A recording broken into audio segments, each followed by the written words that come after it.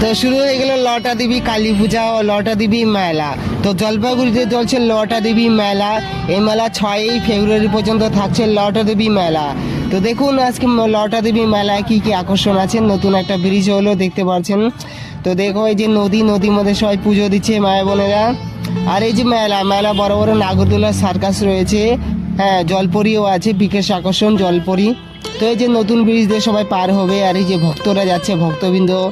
আর এই যে একটা নতুন দেখতে পাচ্ছ জলাশয়, এখানে কচ্ছপ থাকে, তেল ফেলা ধূপকাঠি জেলা নিষেধ।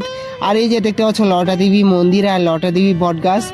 আর সবাই পুজো দিতে ভক্তদের ভিড়। আমি ভগবানের কাছে প্রার্থনা করলাম। এই যে দেখতে পাচ্ছ লটা দেবী মেলা, লটা দেবী মন্দির।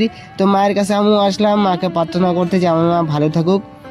এই যে লটা দেবী কালী মন্দির দেখতে পাচ্ছ, লটা দেবী মোহিতনগর। তো আসাম থেকে কিন্তু কাছে 10 টাকা টোটো ভাড়া। এই যে মেলা ভিতরটা আমি ঘুরিনি, আমার পায়ে প্রচণ্ড ব্যথার জন্য আর ঘোরা হয়নি। তো ব্রিজের পাশে বসেছিলাম দুদিন।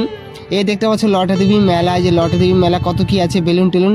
ছোটোবেলা আমিও বেলুন বেচতাম, এখন পা ভাঙ্গা নিয়ে ঘুরে বেড়াই, ভিক্ষা করি। এই যে দেখতে পাচ্ছ লটা দেবী মন্দির। লটা দেবী মন্দির কাছে এসে মার জন্য প্রার্থনা করলাম। এই যে লটা দেবী মেলা, লটা দেবী মন্দির, জলপাইগুড়ি মোহিতনগর।